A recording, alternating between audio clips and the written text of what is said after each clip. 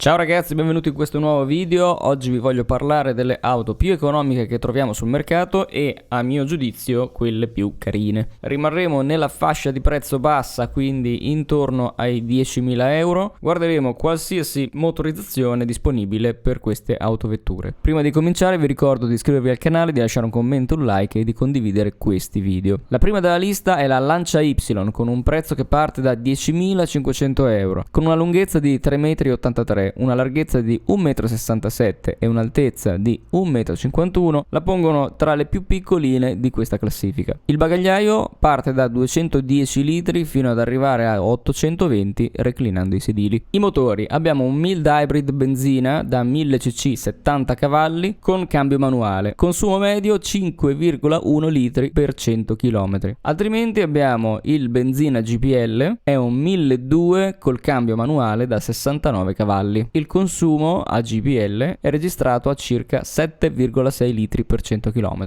Andiamo avanti con Fiat Panda con un prezzo di partenza da 13.850 euro. L'auto è un pochino più grande della Lancia Y, siamo sui 3,65 m di lunghezza, 1,64 m di larghezza. Il bagagliaio parte da 200 litri fino a un massimo di 870 litri con i sedili reclinati. Motorizzazioni: abbiamo un 900 cc a benzina da 85 cavalli turbo che ha registrato un consumo medio di 14 litri ogni 100 km, mentre avremo un 1200 benzina GPL da 69 cavalli che registra un consumo medio di 7,6 litri di GPL ogni 100 km. C'è anche la versione ibrida, un 1000 cc Firefly SS Hybrid, che ha un consumo molto inferiore rispetto al benzina 900 cc da 85 cavalli e registra un consumo di 4 litri ogni 100 km, molto inferiore. Andiamo avanti con la Citroen C3 con un prezzo di partenza di 13.500 euro. La C3 è lunga 4 metri, larga 1,75 m, alta 1,47 m. Il bagagliaio è un 300 litri che può essere portato a 922 con i sedili reclinati. Parliamo di motorizzazioni a benzina: abbiamo un 83 cavalli e un 110 cavalli con cambio manuale, altrimenti c'è la versione 110 cavalli col cambio automatico. La C3 è l'unica che ancora ha una versione diesel da 100 cavalli. Per quanto riguarda i consumi, sull'83 cavalli a benzina si registra un 5,4 litri ogni 100 km. Per quanto riguarda la versione potenziata da 110 cavalli abbiamo 5,9 litri ogni 100 km. Per il diesel invece scendiamo a 3,6 litri ogni 100 km.